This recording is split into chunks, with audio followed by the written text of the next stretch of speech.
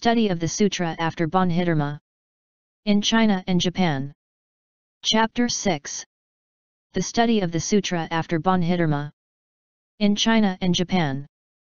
After Bodhidharma, the study of the LANKAVATARA went on steadily, as is shown in the history of Zen Buddhism.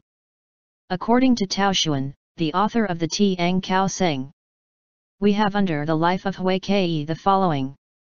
Therefore, man, and other masters always took along with them the LANKAVATARA as the book in which spiritual essence is prbpounded. Their discourses and disciplines were everywhere based upon it in accordance with the instructions left by the master. And man were disciples of hui-k'ê. Further down in tao-hsuan's biographies we come to the life of Fa-Chia-chung, who was a contemporary of tao-hsuan and flourished in the early middle of the Tiang, and who was an especial student of the LANKAVATARA. Here we have a concise history of the study of this sutra after hui-k'ê. Fa-Chia-chung, deploring very much that the deep signification of the LANKAVATARA had been neglected for so long, went around everywhere regardless of the difficulties of traveling in the faraway mountains and over the lonely wastes. He finally came upon the descendants of hui-k'ê among whom this sutra was being studied a great deal. He put himself under the tutorship of a master and had frequent occasions of spiritual realization. The master then let him leave the company of his fellow students and follow his own way in lecturing on the LANKAVATARA. He lectured over 30 times in succession. Later he met a monk who had been instructed personally by hui-k'ê in the teaching of the LANKAVATARA according to the interpretations of the Akayana school of southern India. Chung again lectured on it over 100 times. The sutra was originally translated by Gunabhadra of Sung and written down by Hui Quan. Therefore, wording and sense are in good concord, practice and substance mutually correlated. The entire emphasis of its teaching is placed on prajna, which transcends literary expression. Later, Bodhidharma, the Zen master, propagated this doctrine in the south as well as the north. The gist of which teaching consists in attaining the unattainable, which is to have a right insight into the truth itself by forgetting word and thought. Later, it grew and flourished in the middle part of the country. Hui-k'ê was the first who attained to the essential understanding of it. Those addicted to the literary teaching of Buddhism in Wei were averse to becoming associated with these spiritual seers. Among the latter there were some who had their minds truly enlightened by penetrating into the very heart of the teaching. As time passed on, the younger generations failed to come to the real understanding of their predecessors. Now we will trace the line of transmission from the beginning, from master to disciple, and show that the LANKAVATARA has its part in the history of Zen. Tao-hsuan continues. After Bodhidharma there were his two disciples, hui-k'ê and hui-yu. The master Yu, after attaining the truth, was absorbed in his inner life and did not take the trouble to talk about it. K'ê the ch and ws followed by San, Hui, Tuan, Chang, Chen, Yu. They all orally discoursed on the deep meaning of the sutra, and did not leave any literature. After the master K'ê, Shan produced a commentary in 4 fasciculi. Feng, 1 in 5 fas. Ming, 1 in 5 fas. And Hu Ming, 1 in 5 fas. Indirectly following the master K'ê there were the master Tai Ti Sung who wrote commentary in 5 fas. Tao Yin, who wrote 1 in 4 fas. Chung, who wrote 1 in 5 fas. An, who wrote 1 in 5 fas.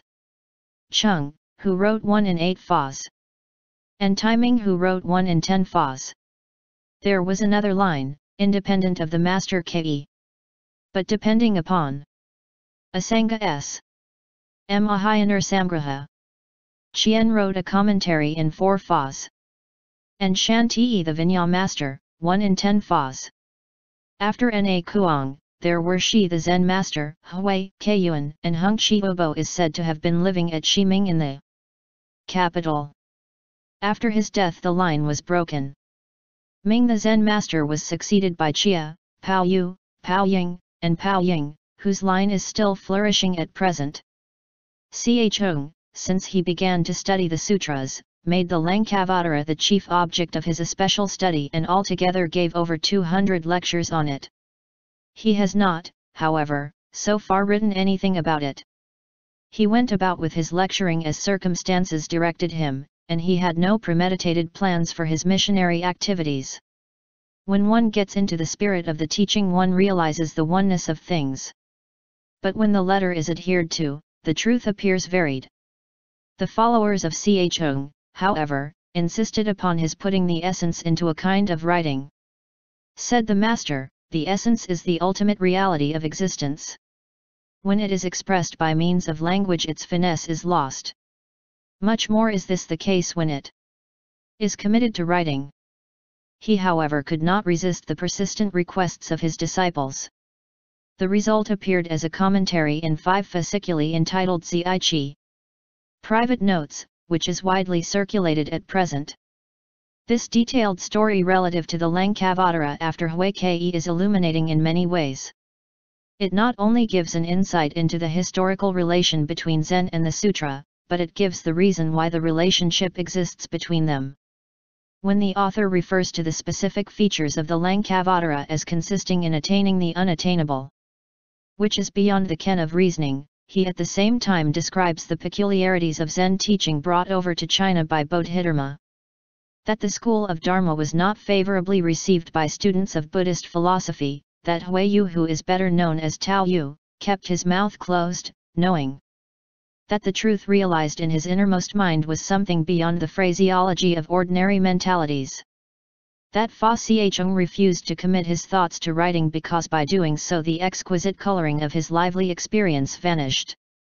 All these statements made by tao-hsuan, who was not yet acquainted with the later growth of Zen Buddhism, delineate with exactitude the characteristic point of Zen.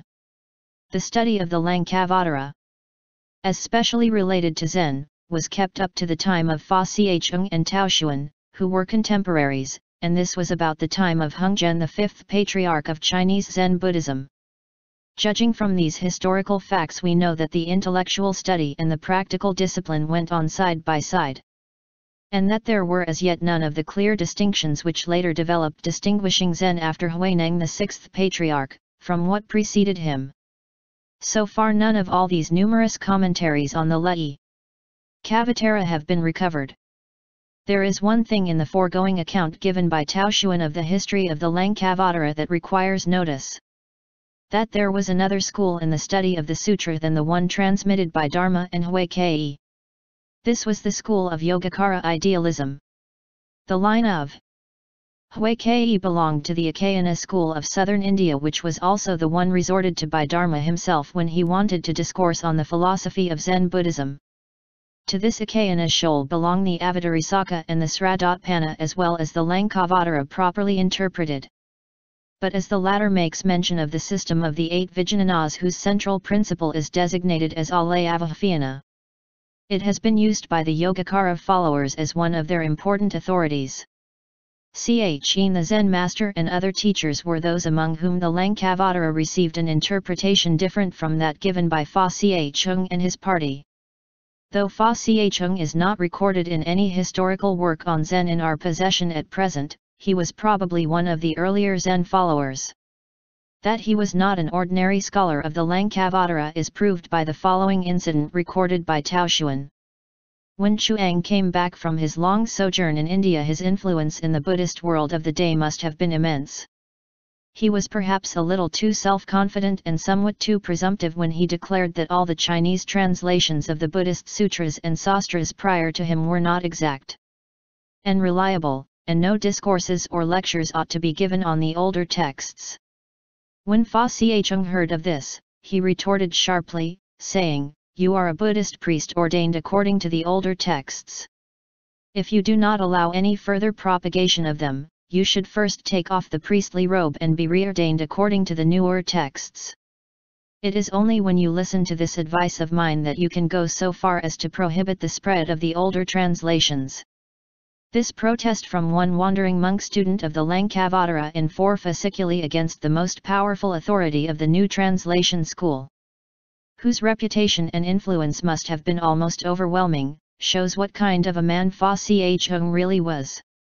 Everything recorded of him reminds one strongly of his Zen training and understanding. The study of the LANKAVATARA after Fa Cheng seems to have declined, especially in connection with Zen Buddhism, and its place was taken by the Vajrakadika, a sutra belonging to the Prajnaparamita group. It is quite interesting to inquire into the circumstances that brought about this change. For one thing, the LANKAVATARA is a very difficult specimen of literature, and it requires a great deal of scholarship to read and understand it intelligently. Though tao-hsuan remarks that its diction and sense are well in harmony, Sutungpei's criticism, which appears in his preface to the Qinshan edition of the Sung dynasty, is more to the point. The LANKAVATARA is deep and unfathomable in meaning, and in style so terse and antique, that the reader finds it quite difficult to punctuate the sentences properly. Not to say anything about his adequately understanding their ultimate spirit and meaning which go beyond the letter. This was the reason why the sutra grew scarce and it became almost impossible to get hold of a copy. The real difficulty of properly punctuating the Chinese text of the LANKAVATARA in 4 fasciculi lies not necessarily, as Sufeng-pei judges, in the classical terseness of style, but rather in its adoption of the Sanskrit style of arranging words, as is remarked by Fa Sang. It was no easy task even for a most competent scholar to find exact Chinese expressions for the original phrases, and frequently he was obliged to follow the Sanskrit grammar. The Chinese translations, therefore, had occasionally to be read, not after their native laws of syntax, but after the Sanskrit. This is what Sutungpei really means by terseness of style, and also the reason for Chang Chibchi's complaint that I was much distressed with the difficulty of reading this sutra. When even scholars of the first grade found the LANKAVATARA so hard to read, the natural result was to leave it alone on the shelf for the worms to feed on it. Hence its decline as a help to the mastery of Zen. After Fa Sibyung, who was contemporary with Hung Zhen, the fifth patriarch of Zen Buddhism in China, the LANKAVATARA came gradually to be replaced by the Vajrakadika. This does not mean that the former went altogether out of usage, but that the latter came to be thought more of in connection with Zen, especially as Zen grew to be more and more popular and appreciated by the general public outside the cloister. It must, therefore, be said that the fifth patriarch was farsighted enough in this respect. The decline of the LANKAVATARA was, in effect, inevitable. The statement made by Chang Chi in his preface to the Qinshan edition of the LANKAVATARA sheds light on the history of the sutra and also on the state of affairs in the Buddhist thought world of his day, and we give the following extract in which the two tendencies of Buddhism are referred to. The sutras preached by the Buddha are classified altogether into 12 divisions, which now make up as many as 5,000 fasciculi. While the right law still prevailed, the number of converts was beyond reckoning, who fathomed the depth of the law by merely listening to a half stanza, or even to one phrase of the Buddha's teaching. But as we come to the age of similitude and to these latter days of Buddhism, we are indeed far away from the sage. People at last find themselves being drowned in the letters. The difficulty is like counting the sands on the bottom of the ocean, and they do not know how to get at the one substance which alone is true. This was what caused the appearance of the Fathers, who, directly pointing at the human mind, told us to see here the ultimate ground of all things and thereby to attain Buddhahood. This is known as a special transmission outside the scriptural teaching. If one is endowed with superior talents and an unusual sharpness of mind, a gesture or an utterance will suffice to give one an immediate knowledge of the truth. Therefore, treated the Buddha with the highest degree of irreverence, while Yakuzen forbade his followers to even study the sutras, since they were advocates of special transmission. Zen is the name given to this branch of Buddhism, which keeps itself away from the Buddha. It is also called the mystical branch, because it does not adhere to the literal meaning of the sutras. It is for this reason that those who blindly follow the steps of Buddha are sure to deride Zen, while those who have no liking for letters are naturally inclined toward the mystical.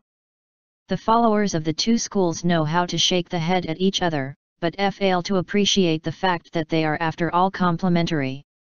Is not Zen one of the 6 virtues of perfection? If so, how can it conflict with the teaching of the Buddha? In my view, Zen is the outcome of the Buddha's teaching and the mystical issues from the letters. There is no reason why a man should shun Zen because of the Buddha's teaching, nor need we disregard the letters on account of the mystical teaching. When we realize this, we come nearer to the truth. Jan Chiu asked, should I put everything I learn into practice? Replied Confucius, yes, do. So conduct yourself. When Tse-ilu asked the same question of the master, the latter cautioned him, saying, as long as your parents are still alive, how can you put everything into practice as soon as you learn it? Chiu was backward, so the master urged him to go ahead, while Lu was too pushing, so he was told to be more circumspect. There is nothing cut and dried in Zen teaching, it is always directed at the one-sidedness of human character. The fault of studying scriptural Buddhism lies in the danger of becoming sticklers for the scriptures, the meaning of which they fail to understand rightfully. Ultimate reality is never grasped by such, for them Zen would be salvation. Whereas those who study Zen are too apt to run into the habit of making empty talks and practicing sophistry. They fail to understand the significance of letters. To save them, the study of Buddhist literature or philosophy is to be recommended. It is only when these one-sided views are mutually corrected that there is a perfect appreciation of Buddhist teaching. Of old, when Bodhidharma was here from the West, he handed the mind seal over to the second patriarch, hui-k'ê, and afterwards said, I have here the LANKAVATARA in 4 fasciculi which I now pass to you. It contains the essential teaching concerning the mind ground of the Tathagata, by means of which you lead all sentient beings to open their eyes to the truth of Buddhism. According to this, we know that Bodhidharma was not one-sided, both the Buddhist Sutra and Zen were handed over to his disciple, both the mystical and the letters were transmitted. At the time of the 5th patriarch, the LANKAVATARA was replaced by the Vajrakadika, which was given to the 6th patriarch. When the latter, while peddling kindling wood, heard his customer recite the Vajrakadika, he asked him whence he got the text. He answered, I come from Mt.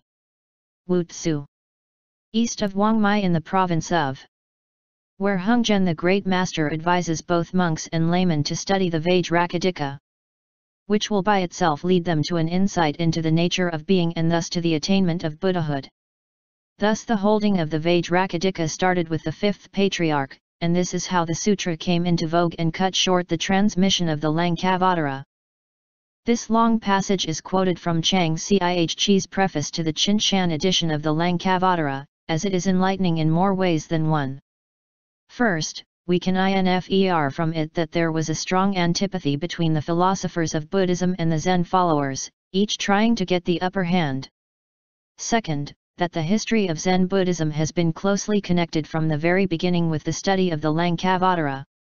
Third, that the spread of the Vajrakadika was coincident with the rise of Zen under the mastership of Hungzhen. And fourth, that the LANKAVATARA ceased to be studied as much as before, being replaced by the Vajrakadika, but at the same time showing that the LANKAVATARA and Zen were most intimately related in spite of the Zen followers' general attitude of aloofness from all the sutras of Buddhist teaching. There is, however, one point in Chang Chi's account which requires revision. He says that the LANKAVATARA iced its transmission after the adoption by Zen followers of the Vajrakadika. But this is not entirely correct, for not only are allusions to the LANKAVATARA Sutra found in Matsu, but the line of Shenxiu seems to have been more partial to the LANKAVATARA than to the Vajrakadika, as we see in Chang Shuo's stele inscription for Shenxiu. As I remarked before, the chief defect in the LANKAVATARA which prevented its becoming popular was its peculiar style and diction, which is not altogether native Chinese, and which made it difficult even for scholars to understand. On the other hand, the Vajrakadika, like other sutras of the Prajnaparamita group, is easy to understand so far as its diction and phraseology go. And besides, it is short in spite of its repetitious style. This advantage over the LANKAVATARA is sufficient to explain why the Vajrakadika superseded it as a guidebook to the mastery of Zen teaching. While the LANKAVATARA, according to my judgment, as regards pointing the way to the realization of the inner truth, is nearer the mark, this advantage is easily upset by its unapproachability. And this advantage of the Vajrakadika is in many ways decisive if Zen is to be studied and practiced by a wider circle than scholars and specialists. That the LANKAVATARA, in spite of its literary shortcomings, kept up its tradition throughout the development and wide propagation of Zen is proved by the existence still of a number of commentaries written in the Tiang, Sung, Ming, and Ching, as well as in Japan. What, therefore, we can say of the LANKAVATARA after the fifth patriarch is that it did not cease to be studied but was not so much in vogue as before, as for instance at the time of Fa Cheng and prior to him. The supersession of the LANKAVATARA by the Vajrakadika has another reason in the nature of Zen about which I wish to have a word here. Zen has no aversion to book learning necessarily. But in point of fact Zen can be grasped more readily perhaps by the simple-minded and those who are not stuff-ed with intellectual accomplishments. As is proved, for instance, in the case of Huineng, who to all appearance was not so erudite as his rival Shenxiu. This practical tendency has produced another tendency to discourage, sometimes to disregard, sometimes to positively slight the study of the sutras. Hence the above remarks of Chang Chi-chi. But here is the lurking place for the two divergent schools of Zen to emerge without being fully conscious of each other's characteristic standpoint. The one clings to the view that Zen is not controlled by the intellect, while the other upholds the fact that Zen is not by nature shy of erudition. The latter tends to be patronized by those whose natural bent is for learning and intellection, while the former is likely to be favored by the more practical-minded. Huineng belonged to the practical school both by disposition and by education, while Shenxiu was a scholar. For this reason Shenxiu held fast to the LANKAVATARA, and Huineng to the Vajrakadika, while both were being tutored by Hung Zhen. For it is not true that Hung Zhen was partial to the Vajrakadika. Indeed, for him the one was of as much importance as the other. Seeing that Hung Zhen was about to paint the outside wall of his meditation hall with pictures illustrative of the Lankava, Huineng inscribed his famous poem upon it. What was a unity in the mind of the master? Divided itself in the minds of his disciples, each of whom, according to his individuality, asserted one side more forcibly than the other, although not necessarily consciously. When a tendency is thus in the beginning given a strong impetus, it gains momentum, opening up its own course of movement. The Vajrakadika school of Huineng proved to be more in accord with the Chinese genius and consequently prospered more than the LANKAVATARA school of Shenxiu, though the latter was not entirely replaced by the former. Huineng was not such an illiterate peddler as is made out by his followers, though he was not so learned and scholarly as Shenxiu.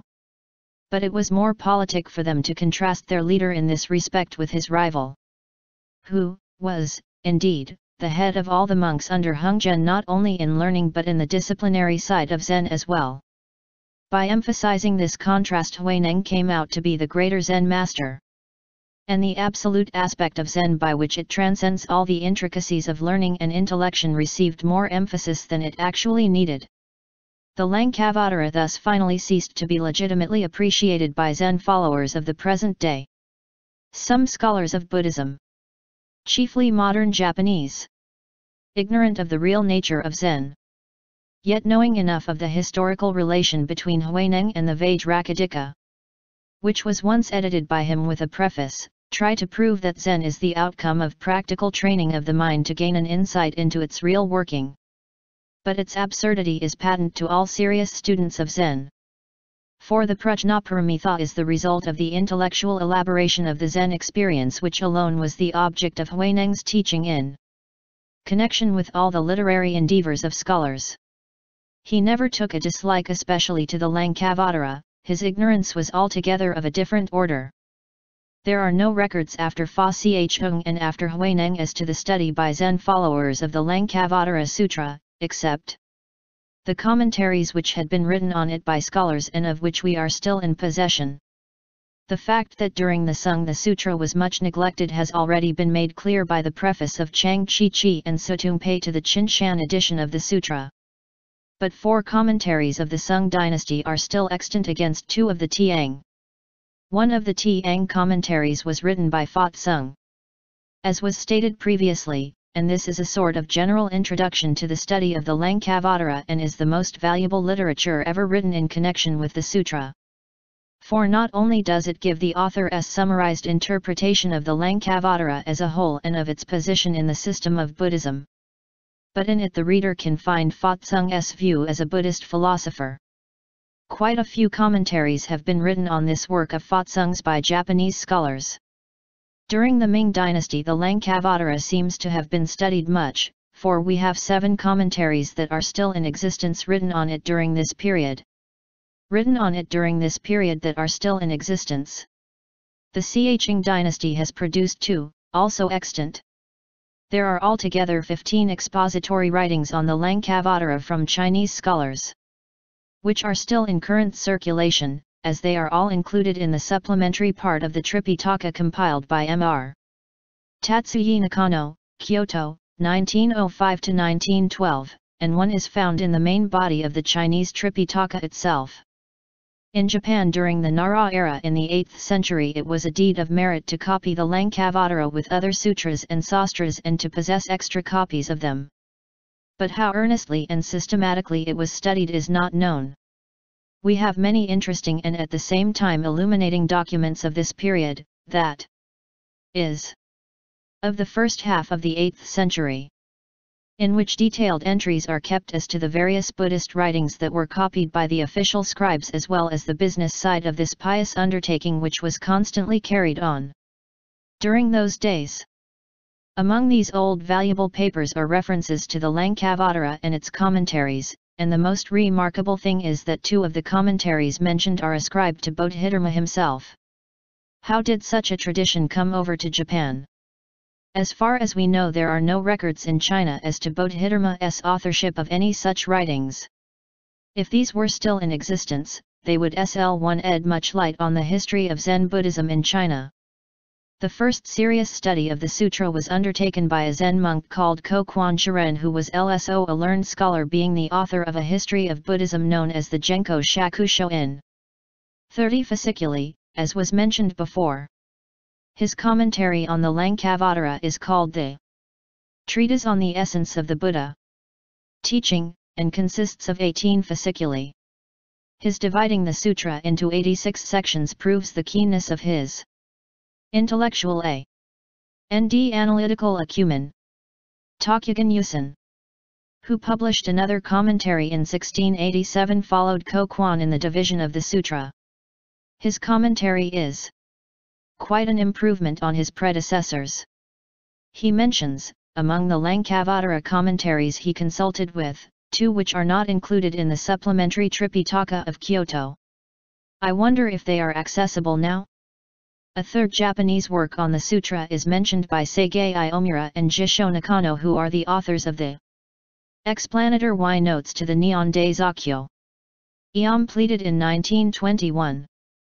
TB title of this Japanese book is Ryoga. Unfortunately, I have not yet been able to see it myself. In the same notes 7 works are mentioned written by Japanese scholars as commentaries on Fat Sung's introduction to the LANKAVATARA. Most recent Japanese works relative to the LANKAVATARA are Sojin Yamakami's Japanese rendering of the LANKAVATARA by Sekshananda, Shoshi Mitsui's concise exposition of the LANKAVATARA teaching, and Hokiai Idzumi's Japanese translation of the Nanjo edition of the Sanskrit original. Each in its way is helpful to the understanding of this neglected Mahayana literature.